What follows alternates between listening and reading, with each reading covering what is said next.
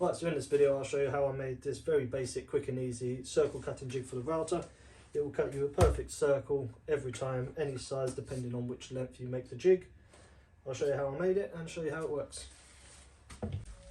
Right, so the first thing we've got to do is remove the base of the router, and then I'm just going to take off this plate at the bottom. Right, now I've got that removed, I'm going to have the thickness of the base that I've just removed to be left on the plywood as the material. So I'm just going to take off the rest of the thickness, so this is going to sit down and replace that. Right, so there's a few ways of doing this. I'm just going to be using a square and a router and just running it along the side of the edge like that, just to take off a little bit at a time, all the way up until I reach my mark. The way that I get the depth to do it is, whilst the base is still unscrewed, I'll rest the router on the top of the ply. I'll have the router bit touching the table under there, so when I put the base back on, it will leave that exact thickness left on the bottom.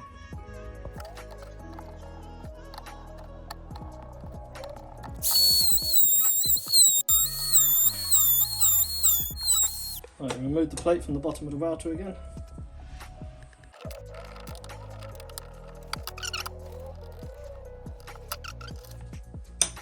Right, so you're going to drill those 4 holes out slightly bigger than the threads of the screws, so they slide in and out easily, and then we're just going to drill out the middle for the router bits to go through.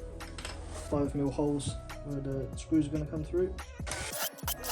I'm just going to use a 30mm Forstner bit just to drill out the hole in the middle. Now, you can do this with a hand drill as well. I just prefer to use the drill press with Forstner bits.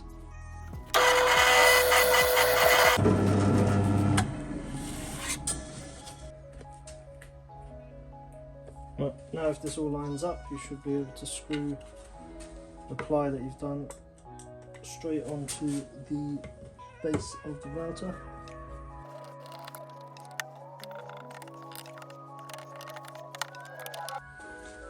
Right, so now you can put it back on your router.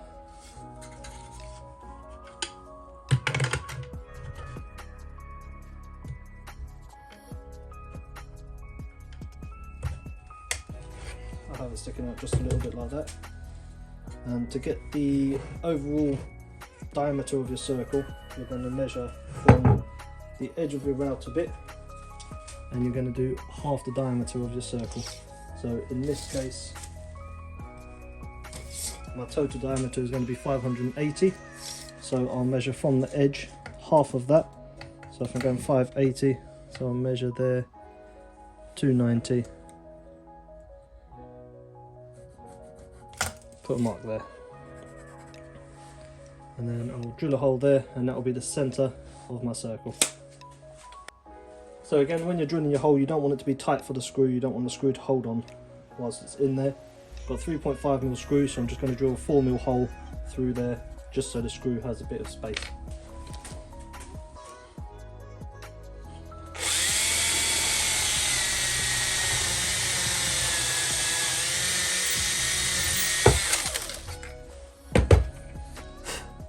And you can see there that the screw can slide in and out without having to be threaded in.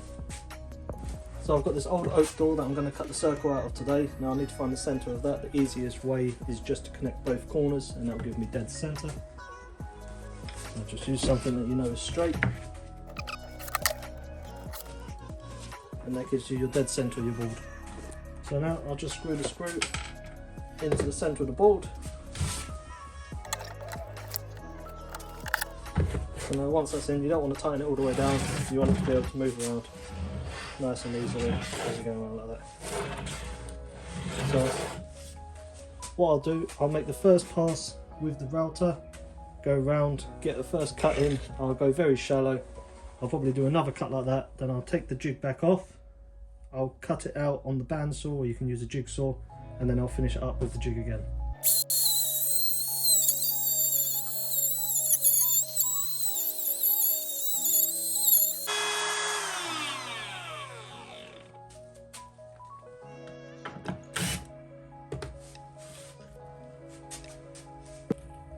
So as you can see, that'll give you your circle.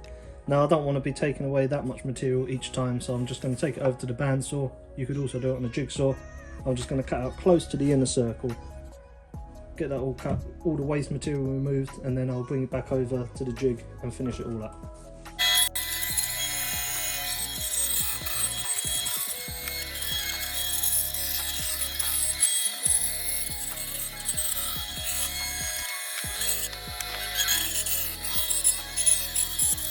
Right, so now I've removed the waste, I'm just going to bring it back over, get it back on the jig and finish it up.